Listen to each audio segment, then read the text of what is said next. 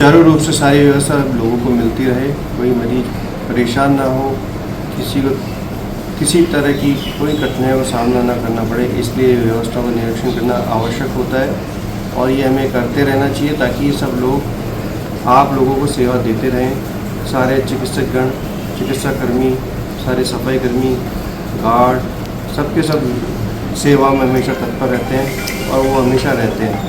आज मैंने देखा कि सारे कर्मचारी सारे के सारे अपने कार्य में व्यस्त थे, सब अपने कार्य को अच्छी तरह से निभा रहे थे।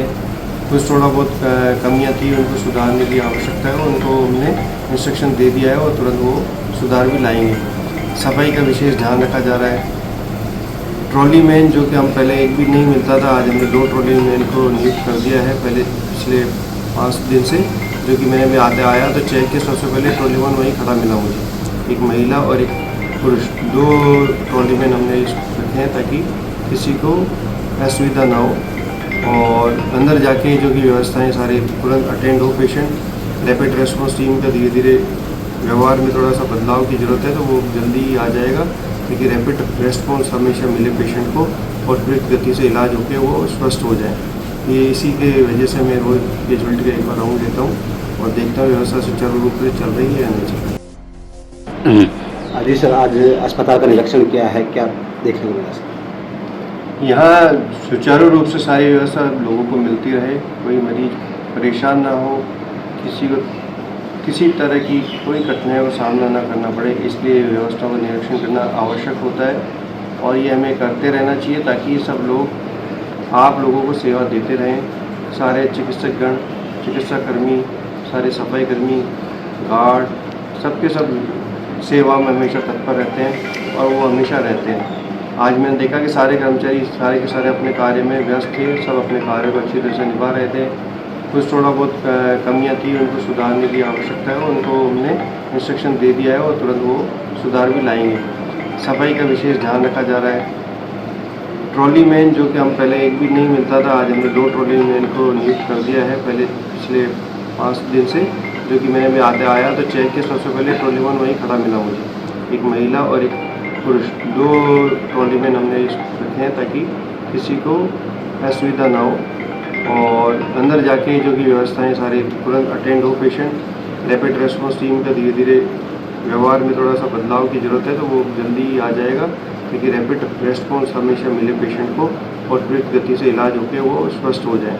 ये इसी के वजह से मैं रोज़ कैजुअल्टी का एक बार राउंड देता हूँ और देखता हूँ व्यवस्था सुचारू रूप से चल रही है या नहीं चल रही। सर, एक यातायात को लेकर के भी आपने पुलिस अधीक्षक से मुलाकात की है और उनको चौकी पे भी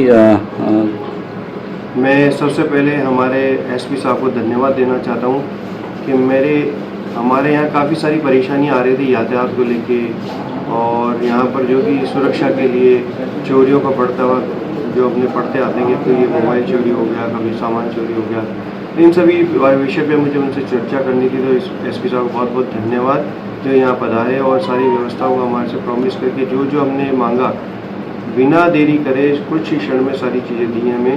हमारी चौकी में जाब्ते को बढ़ाया, जहाँ 2 जने काम करते हैं उनको 4 किया है और आगे 6 करने का प्रॉमिस करके गए हैं। और साफ सफाई का उन्होंने कहा कि जो भी ये अतिक्रमण कर रहे हैं बाहर और अंदर, उन सबको रोका जाएगा। ट्रैफिक वालों को उन्होंने तुरंत अधीक्षक को बुला के उन्होंने सारी व्यवस्था को समझाया और उनको बोला कि यहाँ पर ट्रैफिक का यातायात सुचारू रूप से रहे तो ताकि कोई एम्बुलेंस को असुविधा ना हो, मरीजों को आने में असुविधा ना हो, तो सुगम रहे। उसी की व्यवस्था आप देख ही रहे हैं कि काफ़ी सारे वाहन व्यवस्थित हैं, तुरंत एम्बुलेंस आ सकती है। हमने वन वे डायरेक्शन भी कर दिया है। एसपी साहब का बहुत बहुत धन्यवाद और हमें आगे उनका सहयोग मिलता रहेगा। उन्होंने ये विश्वास दिलाया है।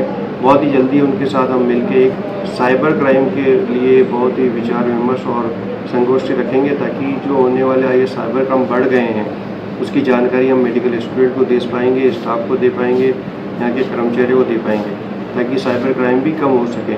इसके लिए एसपी साहब हमें जल्दी से डेट देंगे ताकि हम संगोष्ठी कर पाएंगे। सर, कोई नवाचार बहुत सारे करने हैं, जैसे कि हमारा रैपिड रिस्पांस टीम है, यातायात सुगम करना है, एकेडमिक्स को लेके है, रिसर्च को लेकर है, स्टूडेंट्स में बच्चे में जो MBBS से ही हम रिसर्च की जो भावना उत्पन्न करने की कोशिश करेंगे बहुत ही जल्दी।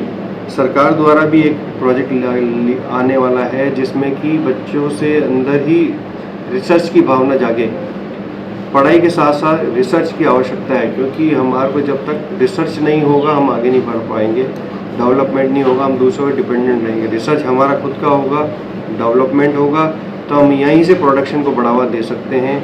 साइंस के क्षेत्र में या अपितु चिकित्सा के क्षेत्र में और विभिन्न प्रकार की रिसर्च अगर साइंस में होंगे तो नए आयाम खड़े होंगे, नवाचार होगा। तो ये रिसर्च का जो डेवलपमेंट है, एक स्पेशल ICMR द्वारा प्रोजेक्ट भी UG स्टूडेंट के लिए होता है, उसके लिए भी हम उनमें भावना जगा रहे हैं, सभी टीचर्स को मोटिवेट कर रहे हैं ताकि बच्चों में फर्स्ट MBBS के बाद से ही रिसर्च के लिए अपना प्रोजेक्ट ले, उसको पूरा करें ताकि समझे कि रिसर्च क्या होता है, कैसे करा जाता है और कैसे संपूर्ण होता है, उसका पब्लिकेशन में कैसे होता है और वो लोगों के कैसे उपयोग में आ सकता है और उससे क्या प्रोजेक्ट जो भविष्य में काम आ सकता है। इसकी एक भावना से उत्पन्न होकर वो अपने जब आगे निकलेगा तो कोई ना कोई नवाचार करेगा जो कि मनुष्य का काम होगा।